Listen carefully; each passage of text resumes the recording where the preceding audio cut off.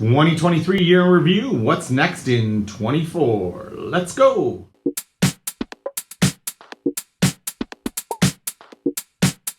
Happy New Year. Welcome to Ideal with Neil News Market Update. Hope you had some time off and were able to enjoy the holidays. One of my New Year's resolutions is to get these videos down to a manageable length. So without further ado, let's get going on the year in review for 2023. All right, so let's take a look at the market stats for 2023. We can see we're looking at the average sale price for Kitchener-Waterloo Association of Realtors. We start off in January with an average sale price for all properties at $751, and we go to a high of $827. And then the Bank of Canada interest rate increases started to kick in June, and we fall all the way to $741 end of December. If we want to look at some of the other types of products, so single family home, we see the same, where we started off in January at 913, got all the way up to $1,021,000 in June, and then fell to 867 in December. So we can take a look at townhouses as well. Townhouses, again, we're going to find relatively similar patterns here. 610 in January, average sale price, May 687, and then down to 604 by the end of the year. Condos, this was a little bit different here in that we found that in January, the average sale price was 498, and then we got to 502 in September. A bit of a roller coaster throughout the year there. And then in December, we were at 478. So it didn't quite react the same as the freeholds did, throughout the year. Semi-detached, we were at 658 to start the year, got to a high of 745, and then dropped to 632 by the end of the year. So that was the average sale price. If we look at new listings as far as inventory and that sort of thing, we brought on 435 new listings in January, got to a high of 1,064 new listings in September following the summer, and the end of the year in December, we had 219 listings. So really felt like a traditional year from that standpoint of, kind of summer off and then December off, but the other months busier. Homes for sale relative to all the inventory, not just new listings. So we were at 473 in January. We were at 1,100 in September, and then down to 541 in December.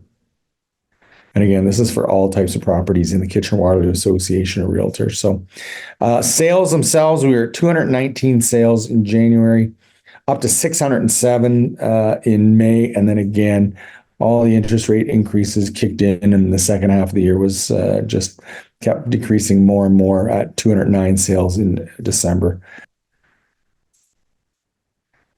Okay, for average days on the market, in January, we were at 25 days, shrunk down a bit through the hotter spring market, down to 15, and then up to 31 days as things really slowed up in December.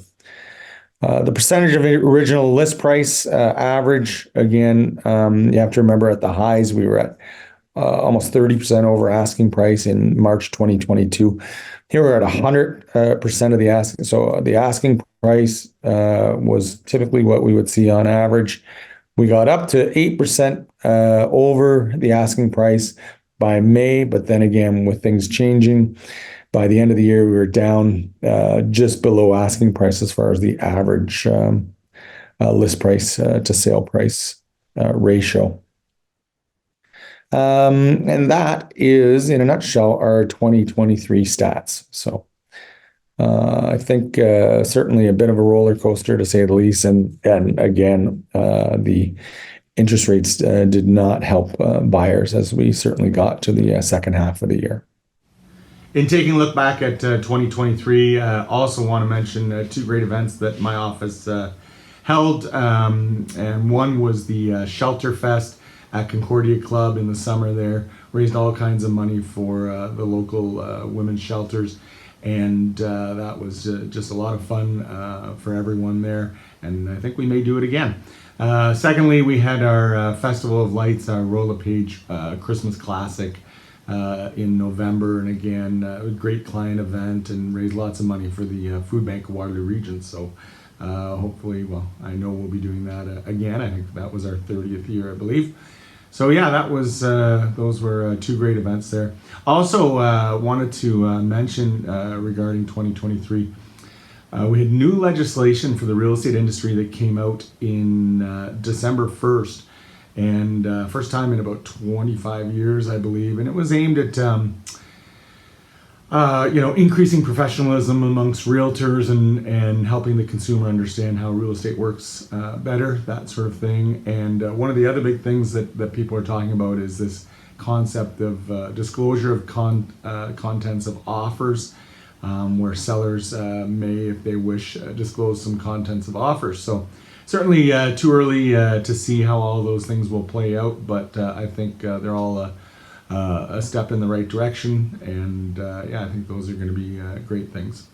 So that was 2023. What's ahead in 2024? I mean, at least real estate wise, certainly it's anyone's guess at this point. I've heard anything from recession to things going crazy because interest rates are going to drop dramatically.